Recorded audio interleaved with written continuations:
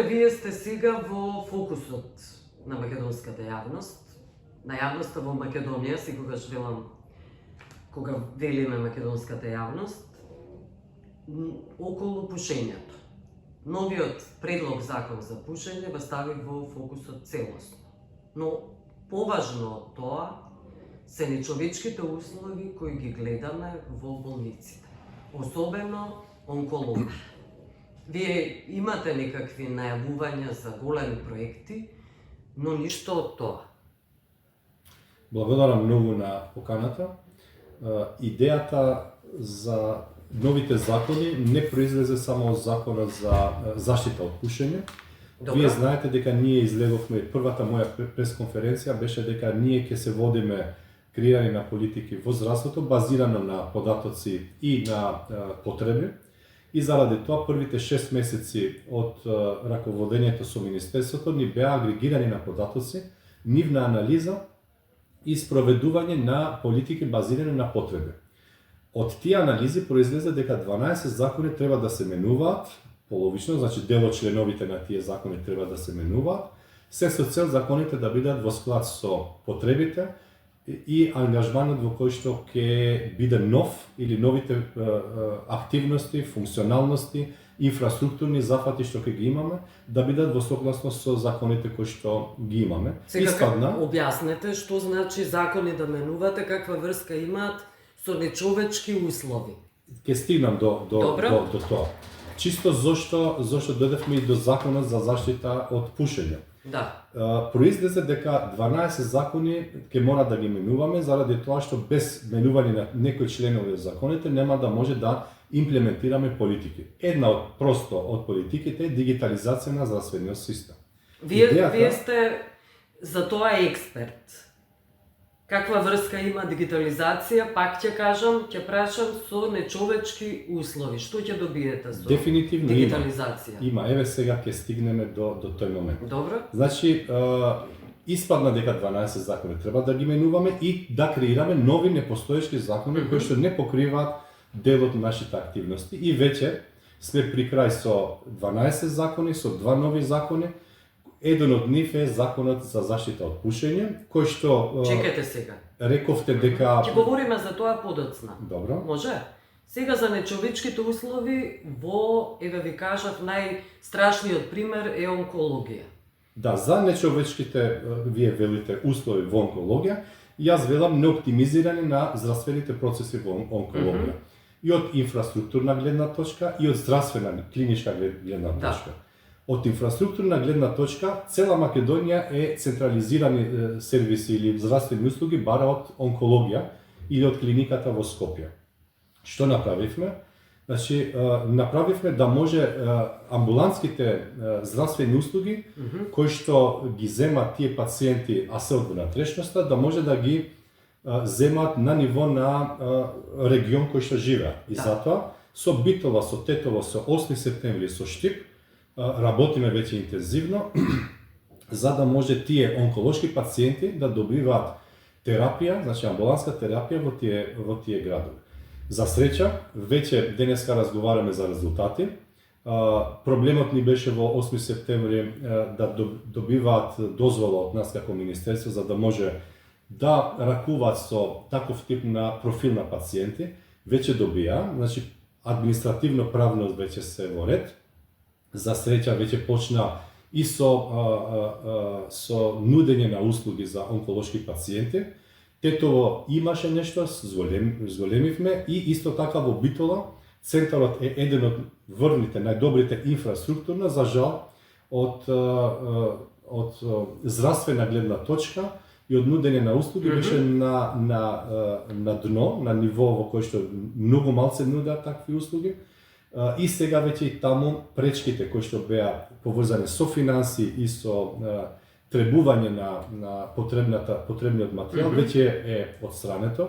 Денеска јас имав средба со директорот на онкологија и со директорот на фондот, за да може буџетот за 2026 да биде дисперзиран буџет во онкологија Скопје, 8 септември, во Битола и во Тетово. Во Штип нема да можеме оваа година заради инфраструктурни зафати кои што треба да ги имаме, а тоа се поврзува нели со големиот инфраструктурен проект од 205 милиони евра. Од И на крај милиардите на Британија се тоа, така? И на крај на денот, како се поврзува дигитализацијата со таков тип на услуги, од две причини. Прво, транспарентноста ќе се зголеми, не само за онкологија, за сите здравствени услуги. Еве, една од работите пример што ќе биде за кратко е листа на чекање. Вие сега многу се збори дека се чека многу во Македонија во здравствениот систем, листа на чекање е многу голема и таа не била транспарентна реално досега, или ајде да кажеме половично транспарентна. Веќе ќе биде задолжено, значи секој пациент кој што е ставен во листа на чекање, тоа да биде транспарентно во нашиот систем и да биде јавно достапно. Тоа значи дека може секој новинар да види во која клиника, во која здравствена институција, колку луѓе чекат и за кој тип на здравствени услуги, на третман чека. Добро. Сега, тоа ми се поврзува со човечките капацитети во здравството. Пример, ако имаме тројца доктори кои што нудат здравствени услуги, а се под просекот на нормалното во Македонија, тогаш ќе мора да се разговара што е работува таму. Зошто чекат пациентите, а докторите се таму, а обслужуваат на дневна база многу помалку од, да кажеме, просекот во државата. И обратно, имаме доктори кои што обслужуваат многу повеќе од просекот и тоа не е добро. Прво, не е добро заради нив. На крајот на денот може да имаме бърнаут на докторот, едноставно изморен да биде, како резултат на голема работа може да направи и не дај Боже некоја штета во процесот додека нуди здравствена услуга. Вториот момент зошто дигитализацијата ќе помогне, заради дигитализација на здравствените процеси. Административните моменти според нашите анализи одземат многу време. Тука во новите технологии, со нов пристап кон здравството, ние може многу да помогнеме со нови алатки, за да може да се намали бројот на административното време да се намали на минимум. Тоа значи дека ќе интервенираме на дигитализација на процесите. Тука затоменуваме и закон, например сега архивирањето мора да биде и е единствено дозволено само на хартија. И затоа ние ден денеска гледаме листа на тие или зип со фолдери, кои што секој пациент хартиено ги држиме сите податоци за него, здравствени податоци. Тоа мора да биде сменето за да може да имаме дигитален систем кој што ќе имаме архива. Вториот момент, знаете дека секој од нас збори за вештачка интелигенција, а вештачката интелигенција е идеална за имплементација во здравствените системи.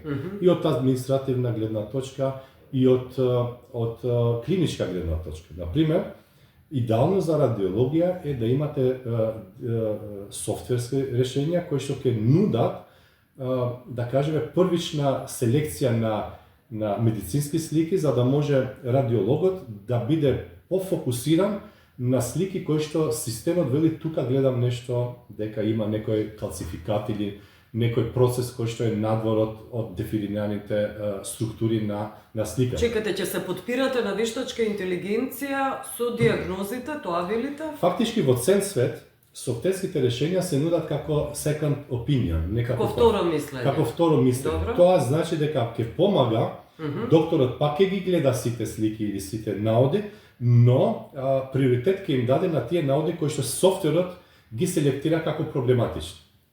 Тука и зашто ќе се подпирате? Не се плашите дека може да има лажни податоци? Светските трендови и науката кажуваат дека со тоа прво штедиме време на докторот да не троши време на чиста слика, на чист наод.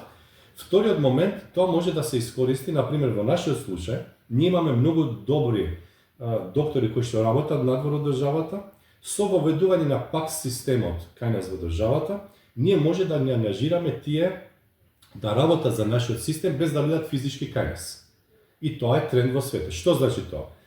Којто е ПАКС систем од нашата држава, кој што работи, еве ќе за прост пример, во Германија, он може да одвои еднаш неделно саат и пол, два и да чита рентгенски слики или не знам друг тип на здравствени портфолија за да може да нуди или да дава мислење.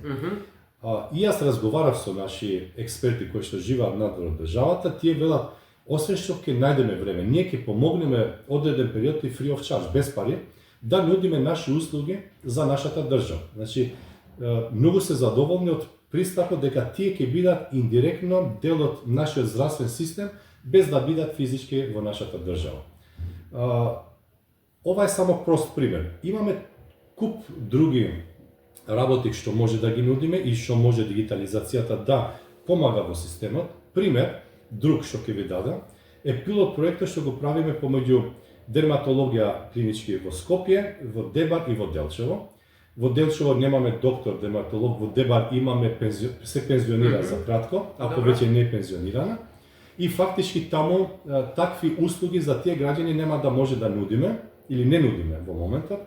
А од другата страна дерматолошките проблеми или промените во кожата може лесно преку одредени high definition камери да се гледат и да се дефинират и во дистанца. Не мора да бидат пациентите пред докторот за да може да види некоја промена во кожата. Да детектира и одредени болести. Затоа веќе пилот проектот е во крајна фаза. Мислам дека за кратко првата телемедицина ќе имаме како услуга во државата помеѓу овие три институции. Што добиваме со тоа? Прво добиваме здравствени услуги на ниво на државата кои што се специфични, а кои што реално заради таква политика за жал досега ние немаме човечки капацитети, немаме доктори или немаме соодветна инфраструктура, хардверска, софтверска, физичка и така натаму. И мислам дека со телемедицина, со дигитализација на процесите и со многу битно анализа на човечките капацитети кои што ги направивме, верувајте дека за прв пат ние имаме реална база на податоци на човечки капацитети во државата, кои што на дневна основа се ажурира. Ние сега, ако ме прашувате, јас денеска можам да ви кажам од тој систем колку доктори имаме, во која здравствена институција сакате во државата. Добро. Колку медицински сестри имаме, каков тип на инфраструктура. Добро, Зошто ова е битно? Само да завршам како логика. Добро. Зошто не е битно? Заедно со овие податоци, со инфраструктурата, со анализите кои што ги правиме за специализации и субспециализации, ние креираме национална 10-годишна стратегија на ниво заедно со Министерството за образование, за да може да знаеме и веќе да програмираме колку слободни места ќе отвориме за медицински сестри, за техничари, за лаборанти, за доктори, за стоматолози, фармацевти, за да може тие одма да ги вработиме или да програмираме човечки капацитети на ниво на државата. Јас јако сум инженер по компјутерски науки, не верувам дека технологијата може да помогне без соодветни човечки ресурси. Тоа е моето прашање. Вие сте премногу фокусиран на дигитализација, на компјутерски технологии, а прашањето околу онкологија, кое е веројатно клучно, велите ќе се дисперзира во разни градови.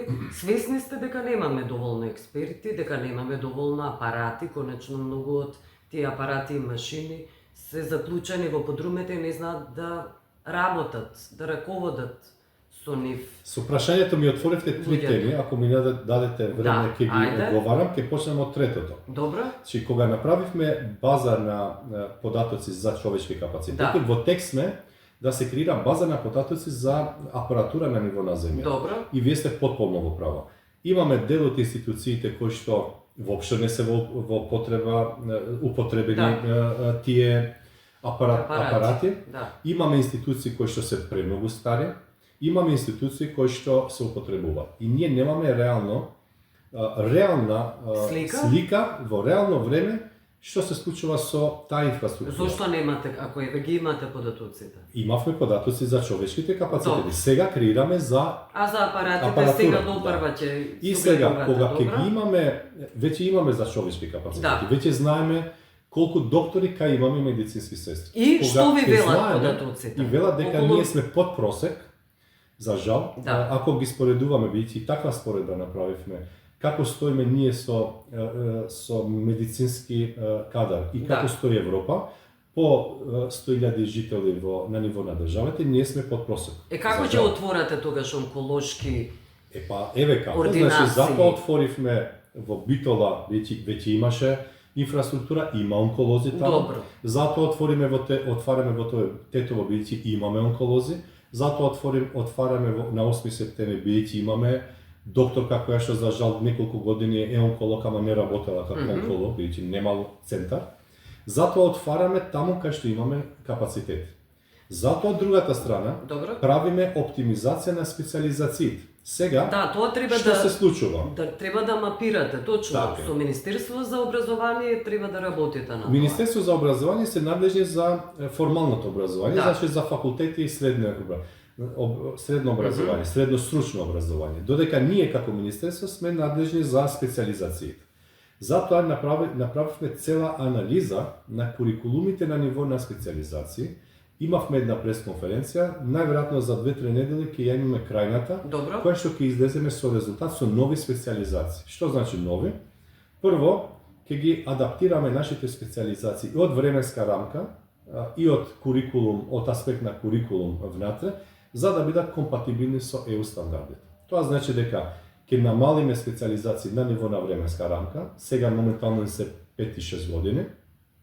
Имало можност да бидат и 4 години, че побрзо ќе дојдеме до кадар, соодветен според нашите потреби. Доволно ќе бидат стручни со Вториот помалку момент, дефинитивно, школа? да, Добро. не е со тоа тоа е само оптимизација на курикулумот. Истите Добро. знања ќе ги има.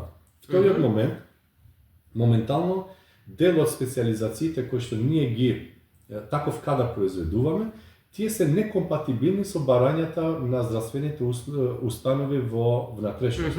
Што значи тоа?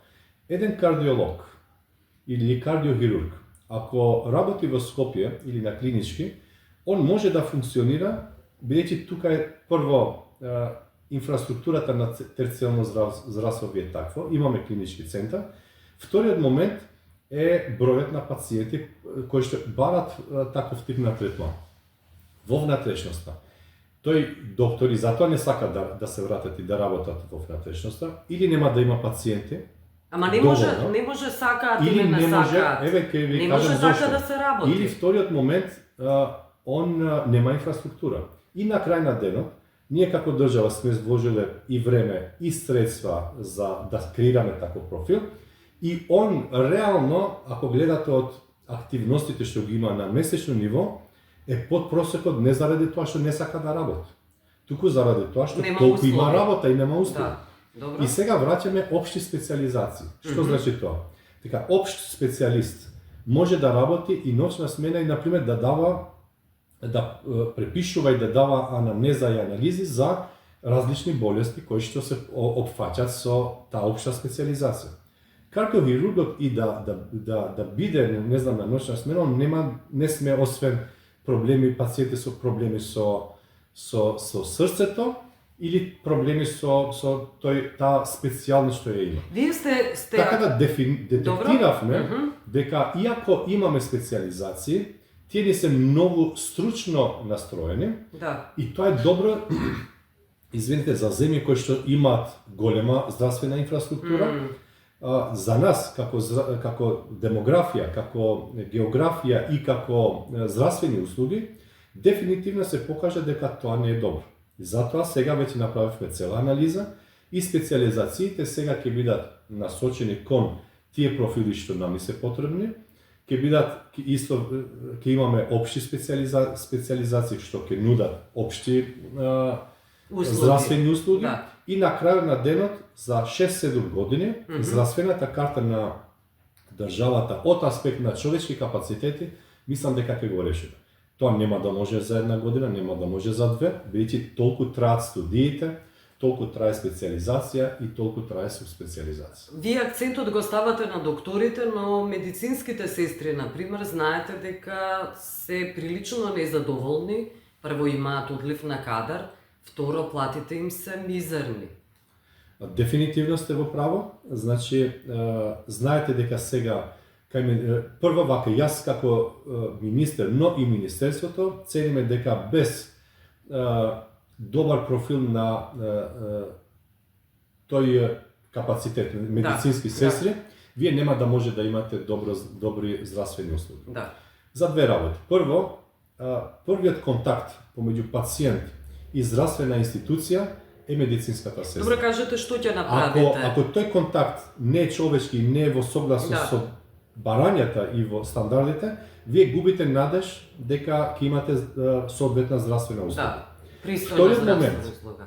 Вториот момент, веќе имаме, во моментот ние немаме закон за медицински сестри, нигде не се уредени, што не е во ред. Добро, ќе иницирате ли? Дефинитивно, со тие 12 закони, значи законот за здравствена заштита, една од точките и барањата е ќе седнат заедно со медицинските сестри и да видат дали ќе бидат дел од тој закон или ќе треба да има нов закон само за медицински сестри.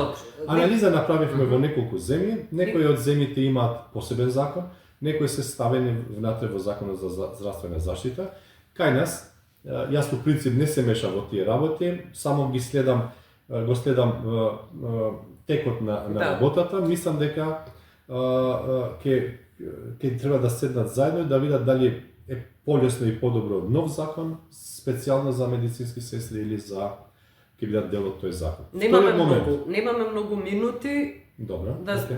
Вториот момент, кажете го и кажете за колку време може да се очекува таков закон. Тоа не зависи од мене, јас не можам да дадам временска рамка, бидејќи тоа зависи, таму имаме во работните групи доктори, медицински сестри, правници. Ги договарате тие работи со нив. Зависи текот, бидејќи се работи паралелно на многу закони и од другата страна ограничени ни се капацитетите, не можам да ви кажам време, но еве ве уверувам дека ние сме свесни дека медицинските сестри немат уреден со закон активности и тоа не е во ред за здравствениот систем.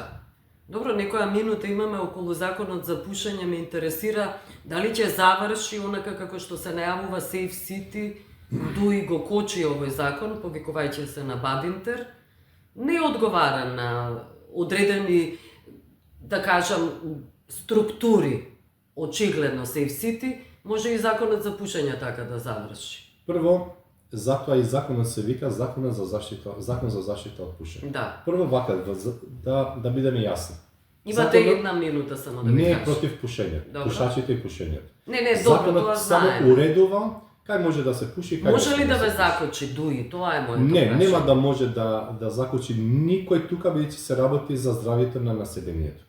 Нема да има, според мене, ни една политичка партија која што ќе оди на минимум против 50%, минимум 50% од населението. Бидејќи знаете, според статистиките, на 45% се пуши, а и пушачите се за овој закон, бидејќи тие сакаат да имаат јасни, дефинирани правила, кај може, кај сме и кај не сме. Овој закон е така, мислам дека овој закон ќе помине и е европски закон, уште еднаш. Бадинтер нема да биде потребен, Дуи повторно ќе ве прашам. Тука